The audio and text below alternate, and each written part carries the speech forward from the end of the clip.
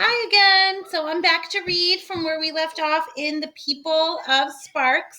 So I know I said yesterday that we were going to read chapter 15, A Long Hot Ride. And I know that we read that in class. The reason why I'm starting here is because I think it would be helpful to read or to reread the last chapter that we had read in class, just so we have a better understanding of what happened in this story. I said yesterday that Lena was hidden in the back of the cart with Casper and his partner Maddie to go to the unknown regions. We know that that's her solution to the problem of the people of Sparks not having enough food to give to Lena and all the other people that came out from underground from the city of Ember. That's her solution because she thinks that she can find resources for her people in the unknown regions. She also was hoping that she could possibly find a city for all of the people from the city of Ember to live. So I'm going to start reading from chapter 15. I'm sorry, this is my dog, Sheena. She's probably curious about why I'm talking to the computer. Okay, so chapter 15, A Long Hot Ride. Lena lay very still, or as still as she could, with the jolting of the truck over the rutted road. Her eyes were at the level of the space between the two lowest slats of the crate, so she could see out just enough to guess where they were. Along the road by the river first, and then turning to go around the outskirts of the village. Occasionally, she heard someone call a greeting to Casper, and she heard Casper's voice returning it. Maddie never said anything that Lena could hear. After a while, there were no more voices.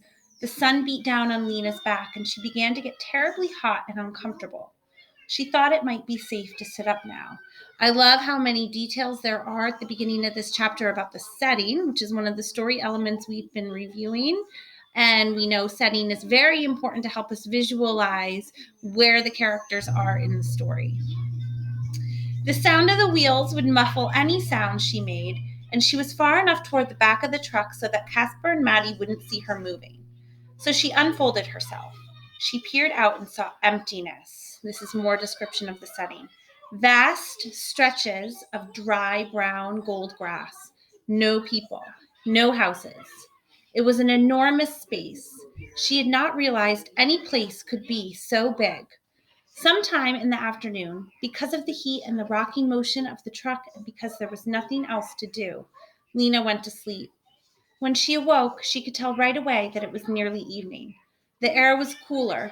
The sun was so low in the sky that she could no longer see it overhead. Its slanting rays came between the slats of her crate. A cramp gripped her stomach. It was partly hunger. She hadn't thought to bring any food with her, but it was mostly fear. They must be close to the city, and when they arrived, what would she do? And what would Casper do when he found her? The truck slowed and came to a stop. Lena felt Casper and Maddie jump down. "This looks like a good enough place," said Casper's voice. "Near the water, anyhow." "Looks all right to me." That was Maddie's voice. "I'll take the animals down to the stream," said Casper. Lena heard clanking and slapping sounds as she unbuckled the harness, and then the slow thud of hooves as the oxen were led away. What was Maddie doing? Lena heard a few footsteps, some rustling among the grasses. Then there was silence. She had to move. Her legs were cramped and she had a pain in her back. Cautiously, she stood up. She stepped onto the first slat of the crate and then the second, and when she got high enough to look over the top edge, the first thing she saw was Maddie, sitting on the ground a few feet from the end of the truck, leaning against a tree and staring right at her. "Well, well," said Maddie, "look who's here." Lena just stared. She couldn't move. Maddie heaved herself up from the ground and came over to the truck. She regarded Lena with a look that was half puzzled and half amused. "What in the world are you doing here?" "I want to see the city," said Lena. "Don't you know it's a 5-day journey? How did you expect to ride in a crate all that time and not be discovered?" 5 days? I thought it was 1 day. Maddie just shook her head. "What are we supposed to do with you?" "I don't know," said Lena. She felt a trembling start up in her stomach. She should never have come.